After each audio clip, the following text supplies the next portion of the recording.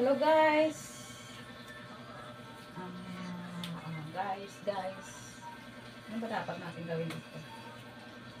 V-shape. Mama, nag-search ako ng ng V-shape. Ay, V-cut.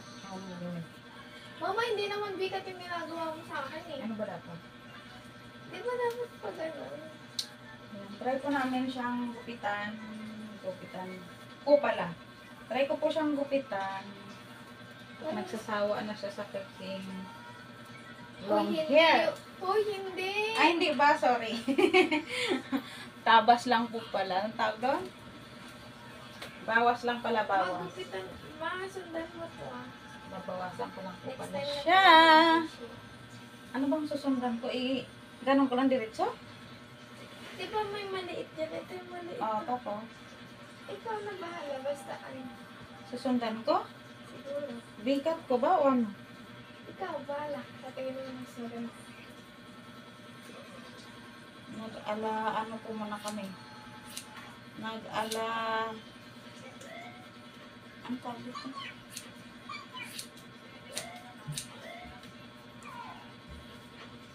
Ito naman pa yung buhok nito. Hindi siya dry. Ganyan lang talaga. Natural lang yan. Sabi nila. Kasi natural lang na buhok na ganyan. Iputi sana kung rebanded yan. Hindi naman rebanded yan. Natural na buhok na ano. So guys, sana po maganda yung resulta. Okay. Okay na yan. Suggest po kayo kung anong magandang gawin dito. Huwag lang eh. Ano magandang cut. Kasi ako lang po nagka-cut sa kanya. Bali, tabas-tabas lang. Tabas-tabas lang.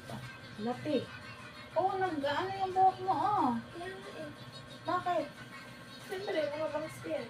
Wow, kalupit mo. Tutubo din yan, mama. Tutubo. Bakit di ba yung tumutubo? Ano na yan? Sayang. Benta natin. Magkakapera pa tayo. Charot. Benta na lang namin. Magkapera pa kami, guys. Oy, dati, alam mo ba? May kwento ako. Di ba dati ang haba din ng buhok ko? Hanggang dito din po yan, oh, yung dating buhok ko. Eh, nagsawa na rin ako. Pwede naman ako nagsawa. Oo.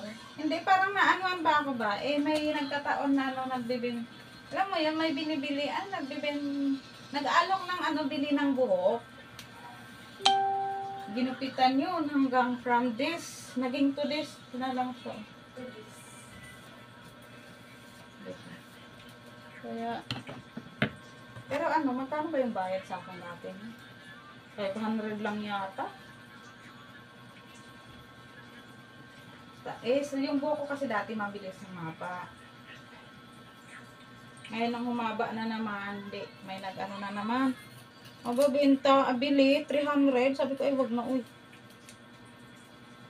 Diba, hirap kaya mag-alaga ng buhok. Tapos, bilhin lang nila 300. Tapos gusto pa nilang isagad. Uy, te, tama na yun, te. Sayang. Tama, yung haba na lang naputol ko. Sige na. Di ba guys, tama na po yun? Tama na. Ay, diba? Yung bangs mo, gusto mo, bukitan natin eh. Yan. Ganyan lang talaga. Kulang lang yan sa suklay, te. Suklay din pag may time. Hoy, nagsusuklay nga ako palagi. Oh. Hindi yan magdadry kung magsuklay. Akin na! Hindi pa tapos! Ay! Excited. See? Diba guys, okay na yan. Bali, Nagulat ako. Binawasan ko lang po siya ng konti. May bangs pa po yan. Nasa-click ng paro-paro. Dali, tapusin ko na nga. Parang wala naman pong nangyari. Ginupitan ko, parang walang nangyari. Ganun pa rin. Okay, ako na. Wait lang. Uy. Okay na yan. Sus, Mario Zebe.